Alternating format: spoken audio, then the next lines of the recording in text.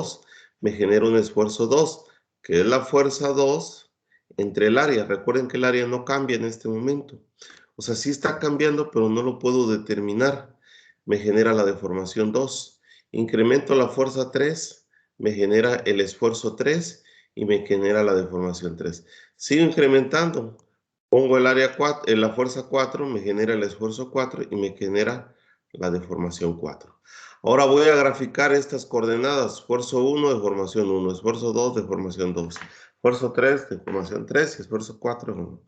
Eso lo voy a poner en un sistema coordenado en el cual tengo en el eje vertical el eje del esfuerzo y en el eje horizontal el eje de las deformaciones.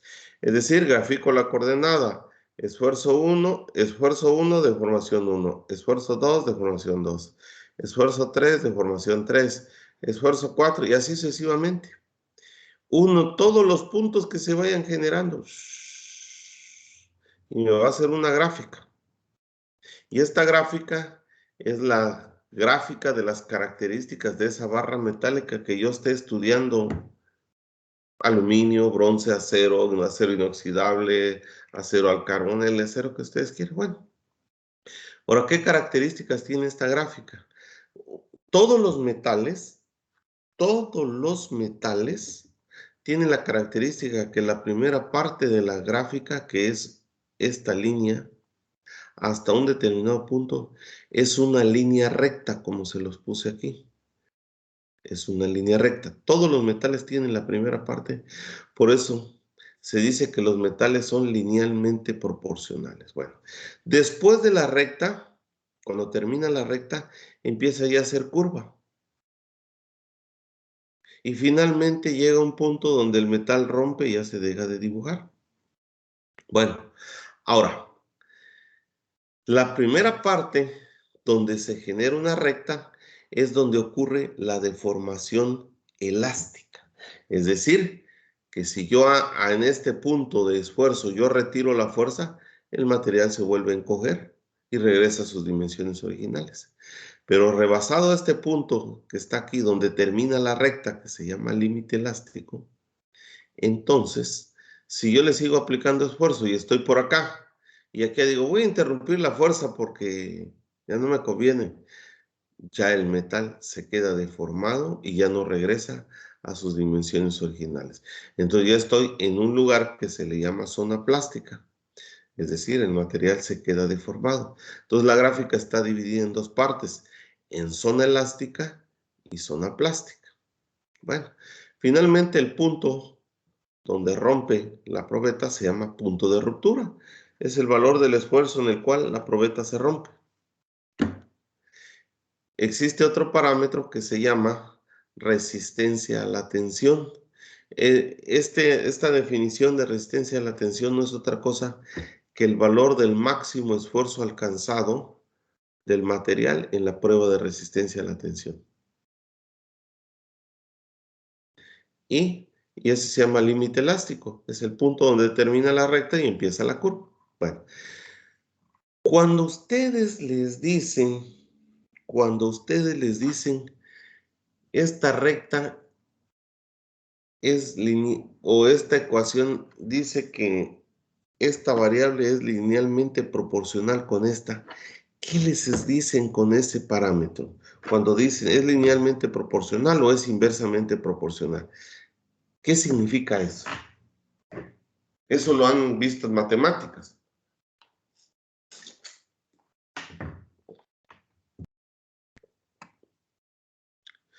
Normalmente ustedes están acostumbrados a que aquí en el eje horizontal ponen la variable X y en el eje vertical ponen la variable Y, ¿no? Que están acostumbrados a esto. Y ustedes dicen, la ecuación Y es igual a M por X, ¿no? Aquí también le llaman f de X es igual a M por X, ¿no? Han visto ecuaciones de ese tipo, es una ecuación de una recta. ¿Sí o no? Sí, profe. Entonces, dice, esta ecuación, esta es linealmente proporcional con esta. Esta variable es linealmente proporcional con este. ¿Quién es la constante de proporcionalidad? Pues este valor de la pendiente que tenga la recta. Pero yo aquí no tengo la variable y ni la variable x. ¿Dónde está la variable x? ¿Qué tengo yo? Un coeficiente. No. Ah, bueno, el coeficiente de la pendiente, pero aquí relacionando donde tengo y en el eje x, ¿qué tengo yo en vez de x? ¿Qué tengo? Tengo esto, ¿no? Esfuerzo. Entonces voy a poner aquí, le voy a cambiar de color para que lo vean. Entonces yo aquí en vez de x tengo este parámetro, esfuerzo, ¿no? Y donde tengo y, ¿qué variable debo de poner? Este, que es el esfuerzo. Pero aquí tenía deformación y aquí tengo esfuerzo. Eso es igual a qué. Entonces, ¿qué me hace falta poner aquí? La D, la letra D. La letra D, dices. La deformación, de deformación. La deformación ya está aquí. Ah, Ya está aquí. Me hace falta este. Este parámetro, la constante de proporcionalidad. ¿De dónde sale ese parámetro? Si yo tuviera la recta, sí. Si yo tuviera la recta X, Y, aquí, y la recta, ¿no? Esta es recta, ¿no? Entonces, ¿cuál es la constante proporcional? La pendiente, ¿no? Dicen ustedes. ¿Y cómo calculo la pendiente? La pendiente es, dicen, el cateto opuesto entre el cateto adyacente, ¿no? Entonces, aquí hay un incremento que se le llama delta Y entre delta X. Así lo ponen ustedes. Entonces, yo aquí en esta pendiente, yo tengo un incremento aquí en el eje vertical de qué cosa? De delta, esfuerzo, y en el eje horizontal que tengo, un delta ¿qué? De deformación. Entonces, la pendiente, voy a poner M por el momento, es igual al cambio de esfuerzo entre el cambio de qué? De de deformación. deformación. Exacto. Pero en mecánica, en realidad no le llamamos M. En mecánica le llamamos, esta se cambia por la letra E. Se cambia por la letra E. Entonces aquí va una letra que se llama E. Y esta E se llama módulo de elasticidad. Es la relación que hay entre el esfuerzo. Ahora vean lo siguiente que voy a hacer aquí.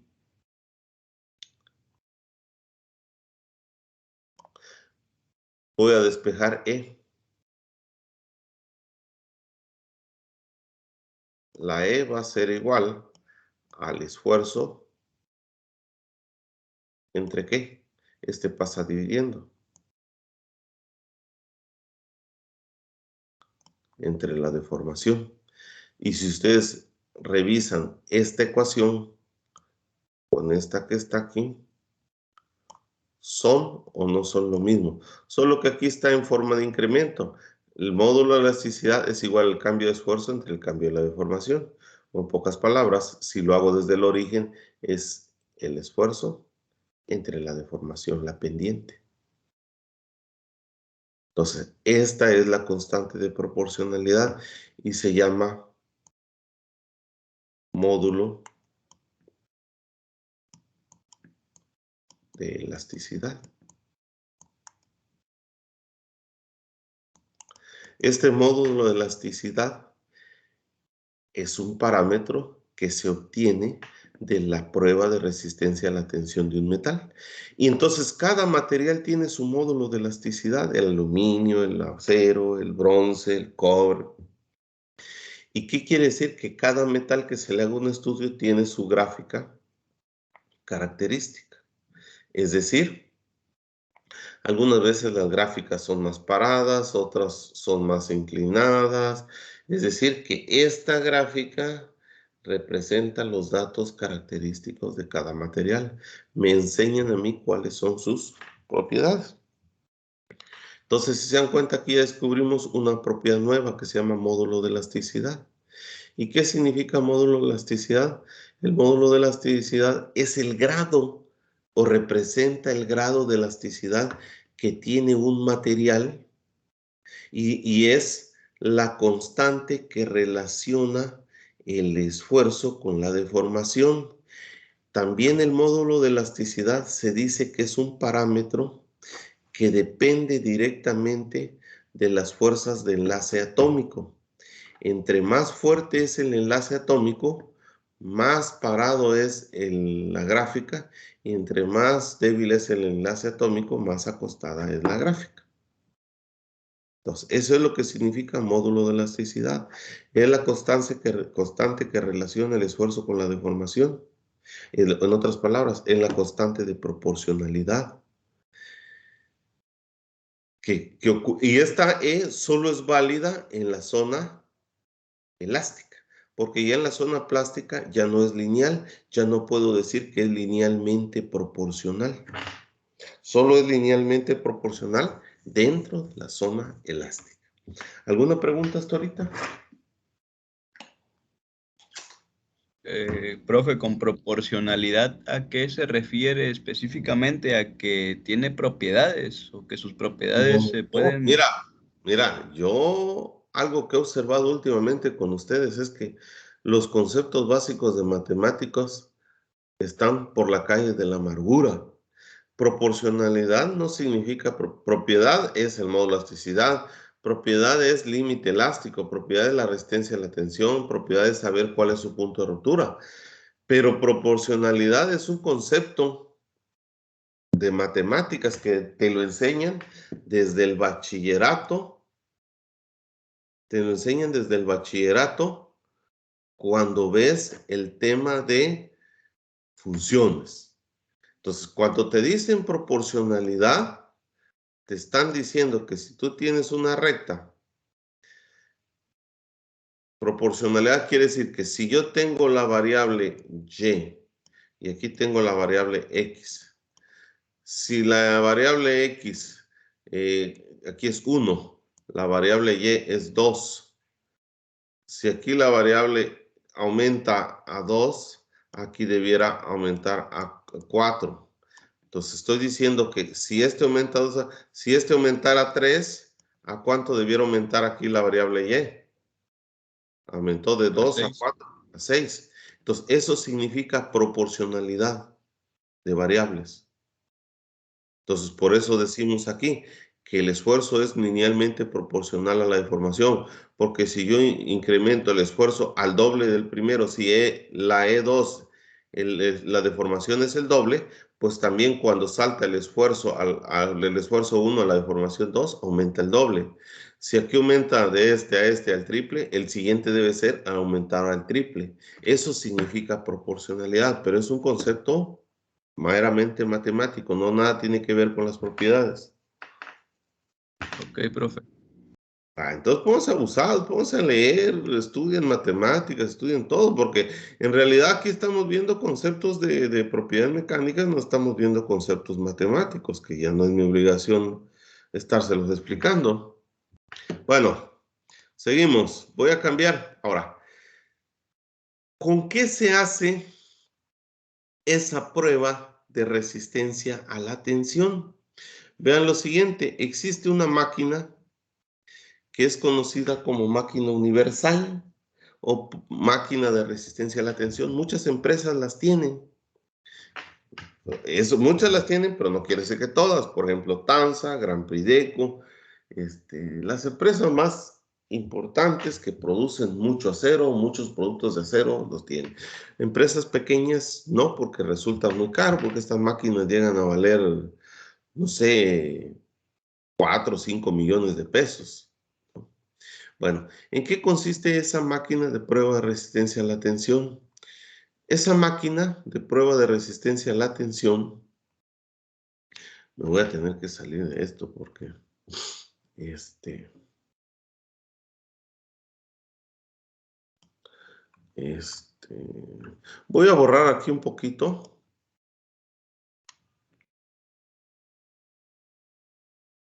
Así brevemente, ustedes, esa máquina de resistencia a la tensión, hagan de cuenta que han escuchado hablar de una, espera, lo voy a dibujar. Esa máquina de resistencia a la tensión es una prensa, más bien una mordaza superior e inferior. Y aquí colocan la probeta ah, metálica que le quiere hacer la prueba. Esas mordazas, a veces son de rosca, a veces son... Y entonces esa máquina es una estructura metálica así grandota, tiene muchos accesorios. Y lo que hace en realidad, aquí tienen un sistema hidráulico que aplica la fuerza. Se pone a estirar la probeta. Y esta probeta que está aquí, se va a estirar, se le aplica fuerza, 1000 kilogramos, 2000 kilogramos, 3000 kilogramos, 4000 kilogramos, o va de 100 en 100, según cómo se programe. Y luego aquí le montan un sensor. Hay muchos tipos de sensores que se montan aquí, que estos normalmente van conectados a una computadora. Entonces, el aparato registra cuánta fuerza está aplicando. Por eso también lo que se hace es, se mide el diámetro de la probeta para que de alguna manera el aparato calcule. El aparato está aplicando una fuerza, pero internamente calcula el esfuerzo, dividiendo la fuerza entre el área. Y este aparato que está aquí mide la deformación. Y entonces ya un programa grafica el esfuerzo aplicado con la deformación. Y entonces al final, que termina la prueba, en la computadora del aparato hace la gráfica y entrega todos los resultados. Bueno, ahorita me voy a volver a regresar a esto, a esta gráfica. No la voy a quitar todavía porque les voy a explicar otra partecita. Entonces,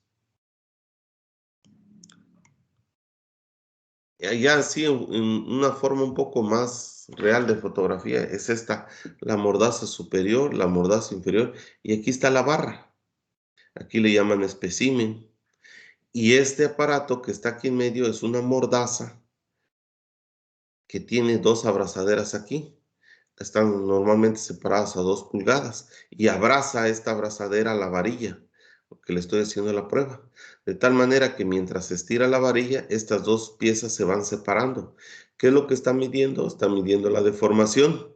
Y aquí tiene aparte instalado un aparato que se llama celda de carga. Como dice aquí, la celda de carga es la que mide la fuerza que está aplicando la máquina de tensión y la deformación lo mide este aparato que se llama extensómetro.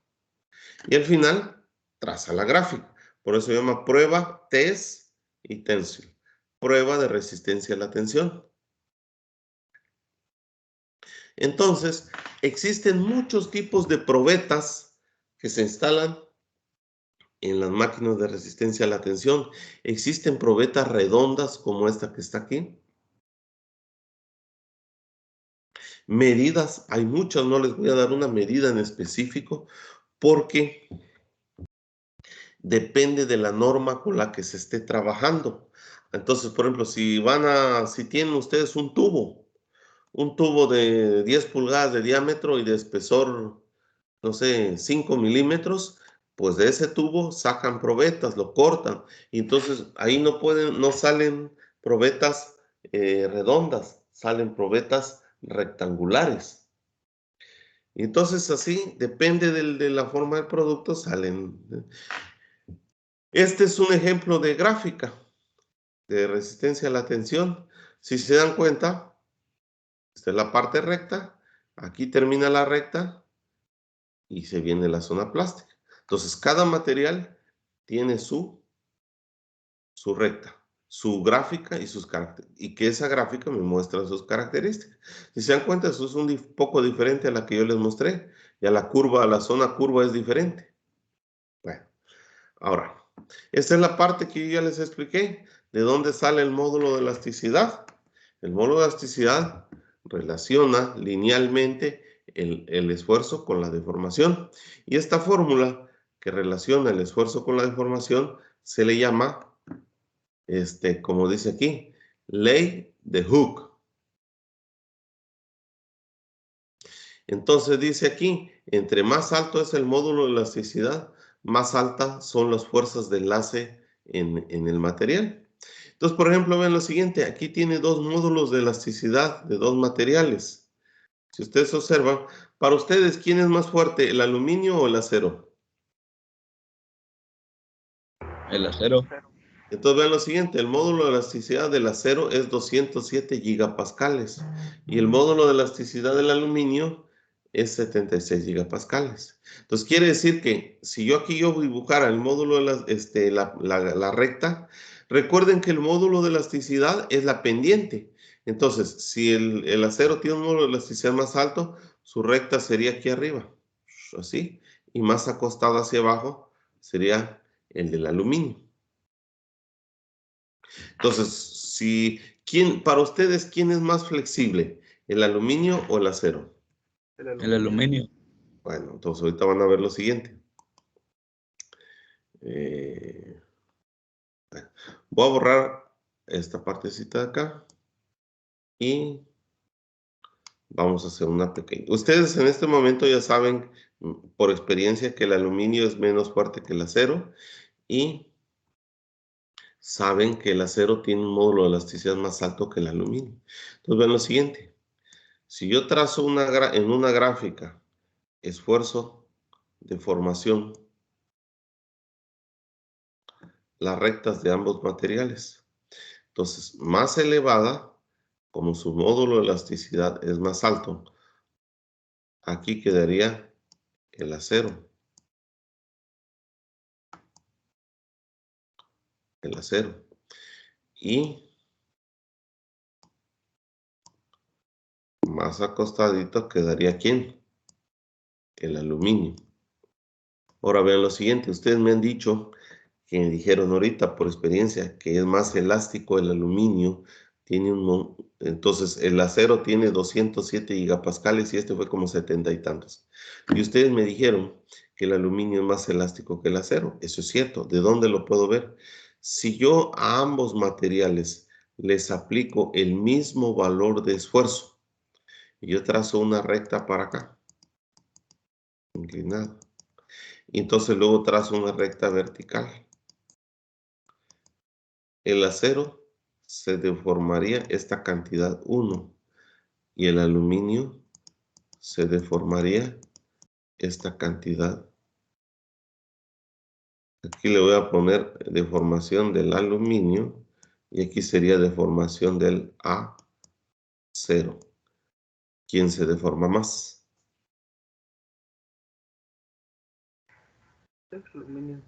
El aluminio. ¿Por qué? Porque es más elástico, su módulo de elasticidad es menor, ¿no? Bueno, entonces me regreso acá donde estaba. Entonces, esta parte ya quedó clara. Ahora ven lo siguiente. Hace un rato, en la gráfica esta, apareció un punto que les puse aquí. Este punto, donde termina la recta, se le llama, como les dije, límite elástico. Límite elástico. Bueno, este punto límite elástico es muy difícil determinarlo con exactitud. Es muy difícil determinarlo con exactitud, por lo que los ingenieros o los investigadores dijeron lo siguiente: para evitarnos broncas o problemas de determinar dónde termina la recta y dónde empieza la curva, entonces vamos a trazar una recta paralela a la recta de la gráfica esfuerzo-deformación.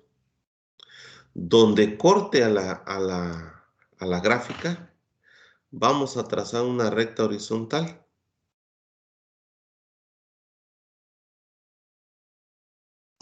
Y ese valor se le va a llamar esfuerzo de excedencia. Esfuerzo de excedencia. Entonces, si yo les digo, ¿qué es el esfuerzo de excedencia?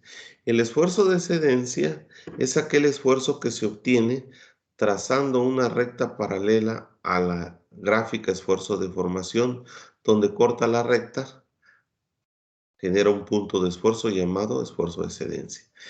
¿Cuánto la voy a desplazar hacia la derecha? Es un punto 2% de la deformación total. Es decir, que cuando construyen la gráfica esfuerzo de formación, si ustedes recuerdan, el material va trazando esfuerzo 1, deformación 1, esfuerzo 2, deformación 2, esfuerzo 3, deformación 3.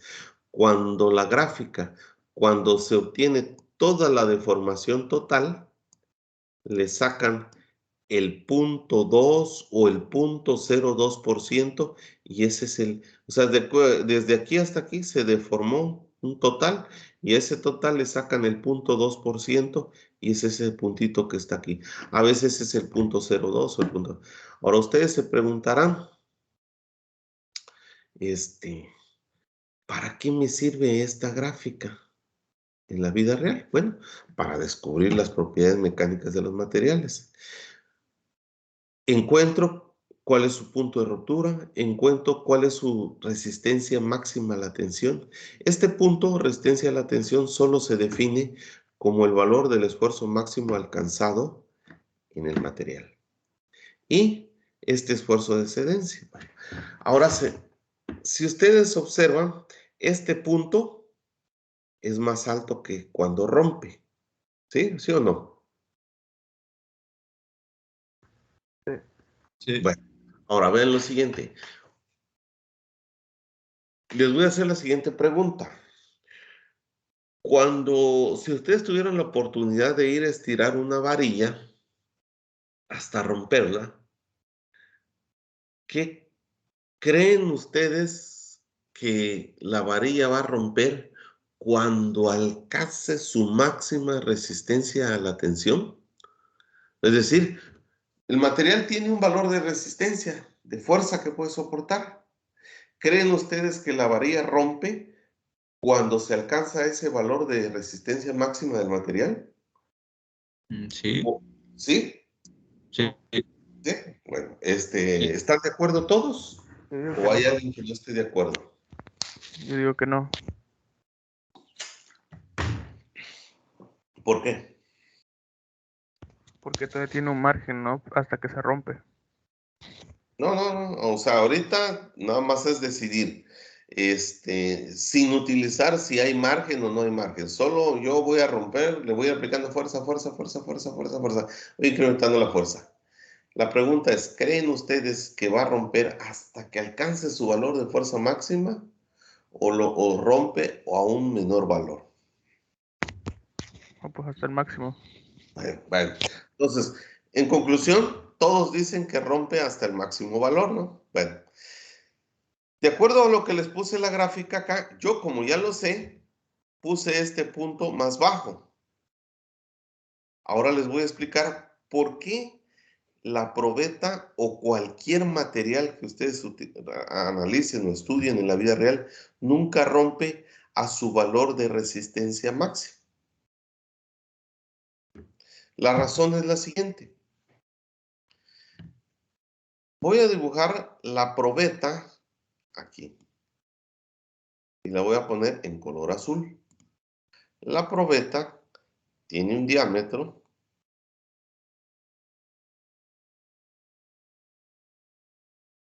Y esta probeta, recuerden ustedes que le estamos aplicando fuerza y que cada vez que le aplicamos fuerza generamos un esfuerzo y una deformación y así sucesivamente. La probeta va incrementando el esfuerzo, el esfuerzo, el esfuerzo, el esfuerzo. Llega a esta zona elástica y finalmente sobrepasamos ese valor y llegamos a la zona plástica y hace una curva. Cada material tiene su gráfica. Bueno, resulta que en la vida real, en el material, cuando nosotros aplicamos el esfuerzo, no nos damos cuenta a simple vista qué tanto se están cogiendo de manera transversal. No nos damos cuenta, no lo vemos. Y seguimos incrementando la fuerza y no nos damos cuenta. Pero resulta que cuando el material llega al valor de la resistencia máxima, el material sufre aquí un encogimiento drástico. Así. Se encoge drásticamente. Ese encogimiento drástico que sufre se le llama cuello de botella. ¿Y cuándo surge el encogimiento cuello de botella? A partir de que el material alcanza su resistencia máxima a la tensión. Entonces, como el material, si ustedes se dan cuenta, ya encogió aquí, entonces el área que le pasó,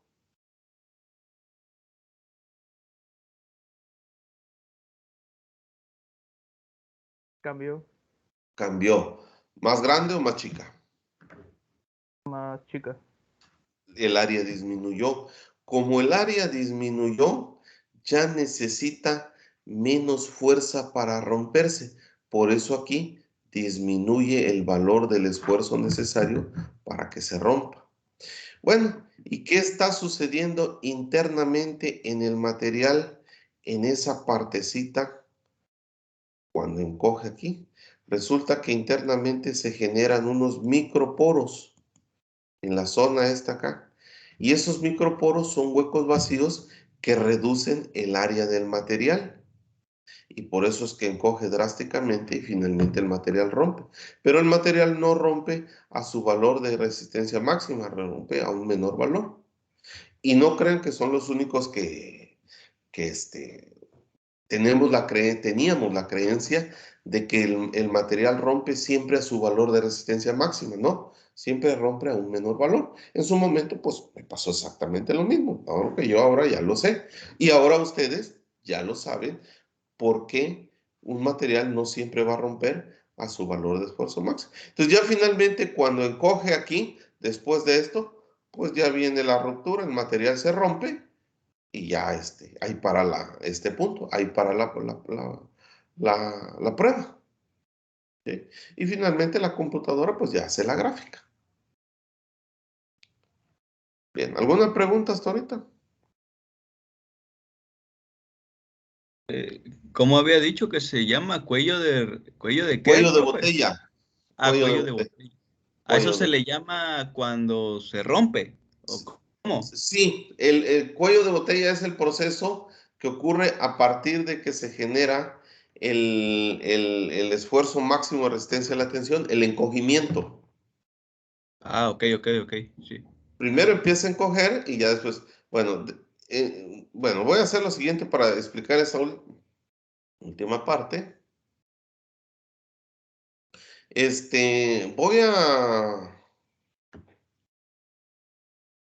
Voy a tener que cerrar esta hoja para hacerles un dibujito. Porque ya, bueno, lo puedo borrar esta parte de aquí. Bueno, bueno. Entonces, como les decía, se formó el cuello de botella. Ya la probeta está así y está así encogida. Se formó ese cuello de botella a partir de el valor. Entonces, ¿qué sucede? Luego, después de que se borra, ya viene la ruptura. Normalmente el material rompe así, así, en esta parte. Forma un cono una forma cónica aquí, de forma copada, y acá de este lado se le llama copa porque queda un hueco, forma cono y copa. Entonces, eso ocurre ya después de que se formó el cuello de botella.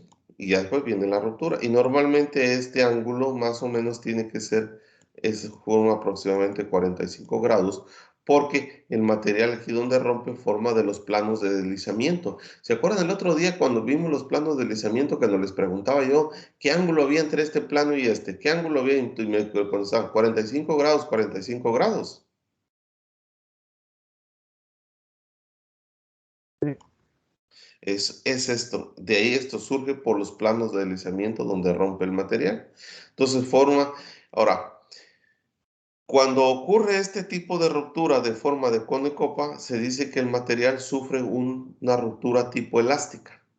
Pero hay materiales que, como el hierro fundido, que no forman este tipo de ruptura de forma de cono y copa, sino que se rompen así en línea recta. Estos son, se dice que son materiales dúctiles. Materiales dúctiles forman la ruptura cono y copa, y los que se rompen así en línea recta son los materiales frágiles. Entonces, profe, los dúctiles son los que tienen más elasticidad. Exactamente, Ok. así es. Los materiales que tienen más elasticidad tienden a formar cono y copa en su ruptura y son materiales. Los materiales frágiles como los hay muchos, el hierro fundido es uno de ellos, rompe así en forma recta. Los cerámicos forman fractura tipo frágil horizontal. Bueno, ahorita voy aquí una.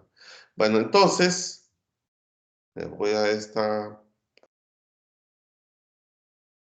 Entonces les decía, estábamos hablando del módulo de elasticidad. El esfuerzo de excedencia, como les dije aquí, es un valor de esfuerzo que se traza trazando una recta paralela donde corta la gráfica esfuerzo de formación. Se le llama esfuerzo de excedencia. Entonces así se obtiene. Entonces, si ustedes se dan cuenta, aquí hay una probeta. No sé si la logran observar. Y aquí tiene un encogimiento.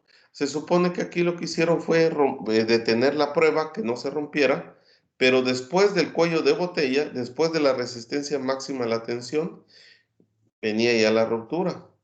Y viene la ruptura, y entonces detuvieron la probeta antes para que quedara la probeta y le pudieran tomar la foto con el cuellito de botella encogido, ¿no?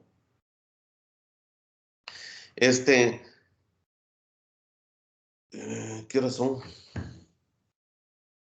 Falta un Cuarto poquito. para las 9. Sí. Bueno, miren, hay otro parámetro, otra propiedad que se puede obtener de la gráfica esfuerzo de formación, que es este parámetro aquí que se llama porcentaje de elongación.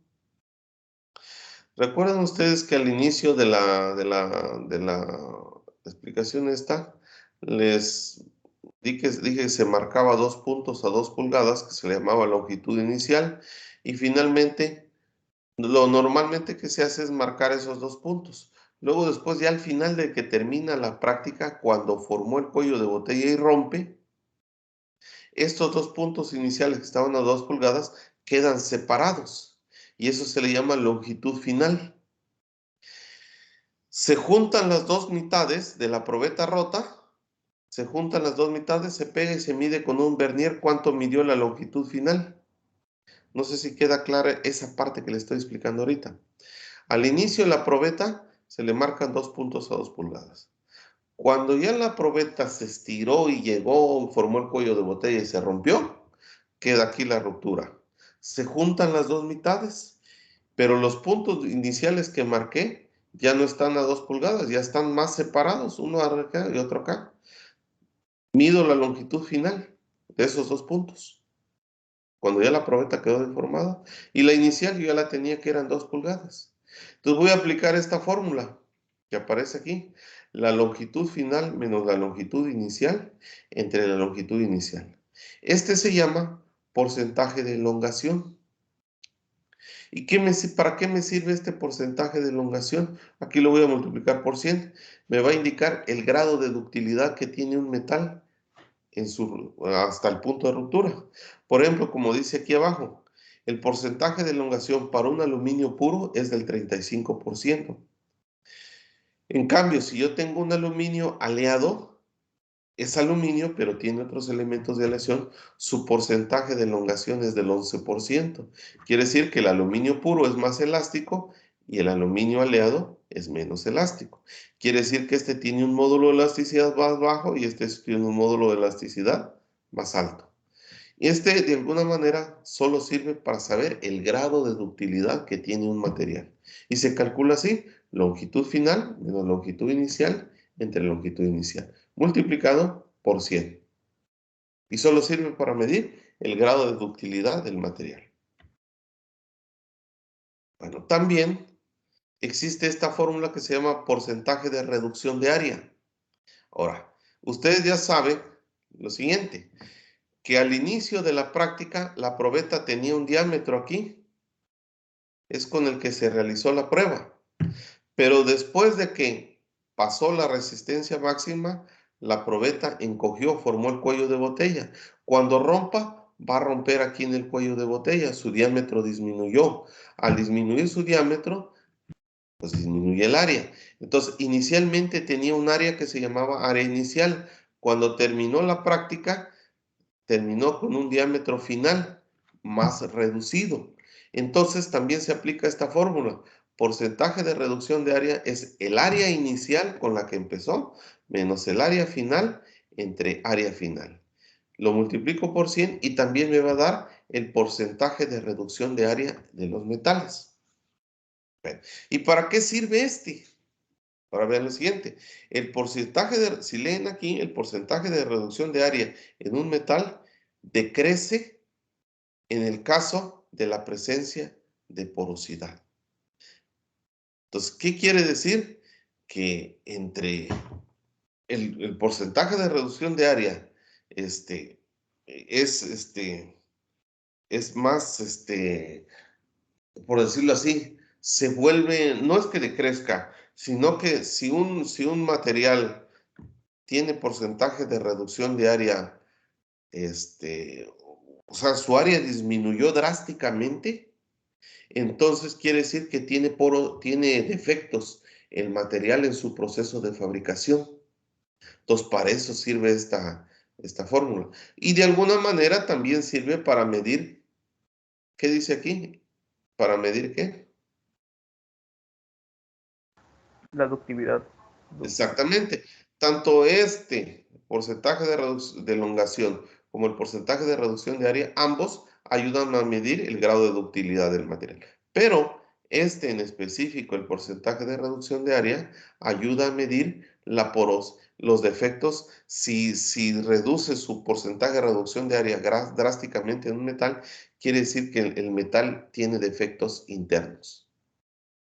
Bueno, y aquí tienen ustedes una infinidad de gráficas. Bueno, no una infinidad, tienen como 30, 40 tipos de gráficas de esfuerzo de formación diferente, de diferentes materiales. Por ejemplo, si se acercan, aquí pueden ver el SAE 1340, un acero al níquel, un acero inoxidable, un acero con titanio recocido, y así cada quien tiene diferentes gráficas y son características propias de cada material. Si se dan cuenta, se llama diferentes curvas de metales, esfuerzo de formación. ¿Sí? Entonces, esas son las propiedades que se descubren en una prueba de resistencia a la tensión. Bien. Profe, tengo una duda. Ahora, En sí, el anterior dijo que se multiplicaba por 100. sí, en todas.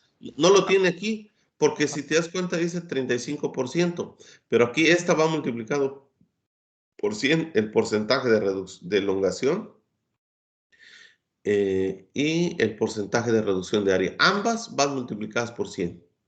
Ok. Sí. Bueno, ahora miren lo siguiente. Todo el proceso que hemos visto ahorita de la prueba de resistencia a la tensión, les vuelvo a repetir, en ningún momento, voy a salirme de acá, en ningún momento, si recuerdan el otro día ya se los había comentado, en ningún momento,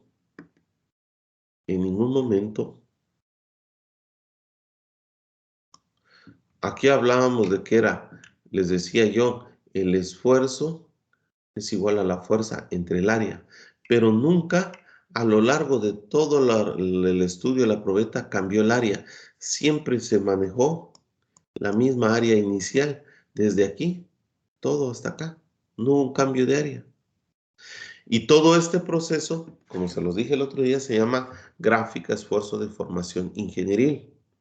Si yo quisiera hacer una gráfica esfuerzo de formación real, cada instante que voy aplicando esfuerzo, va cambiando el área y debiera irlo incluyendo en el cálculo del esfuerzo, que es la fuerza entre el área. ¿Qué área? El área instantánea que va sucediendo. Ese proceso es muy difícil de, de visualizarlo por medio de una máquina. Hay máquinas, pero a nivel mundial, no sé, han de ser muy escasas, muy pocas, muy pocas empresas lo tienen. Entonces, vean lo siguiente. Aquí hay una comparación entre la gráfica esfuerzo de formación ingenieril y la gráfica esfuerzo de formación verdadera. Entonces, la gráfica esfuerzo de formación verdadera es la que está en rosa. Y la gráfica esfuerzo de formación ingenieril la que está en negro. Observando esas gráficas, ¿qué me pueden decir?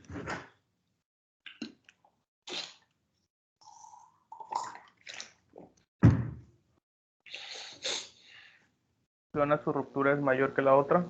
¿Cómo? Que en una su ruptura es mayor que la otra. Ajá, ¿en quién? En True Stress, no sé qué sea. True es verdadero. No, sí, pero Stress, la rosa, pues.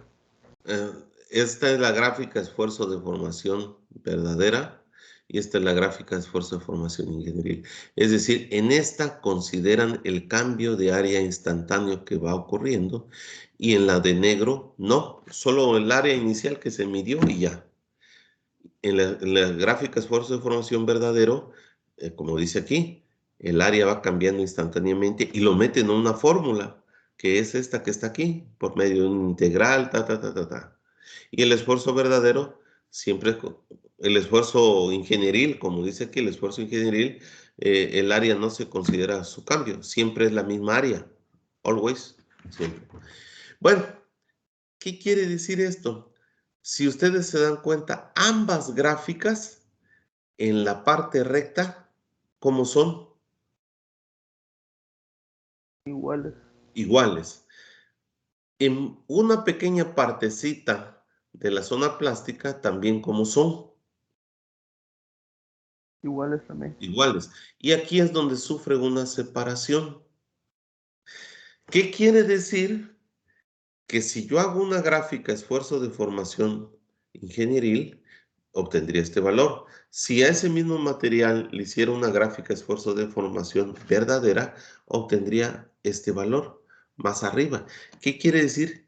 Que en realidad el material soporta más de lo que reporta la gráfica esfuerzo de formación ingenieril.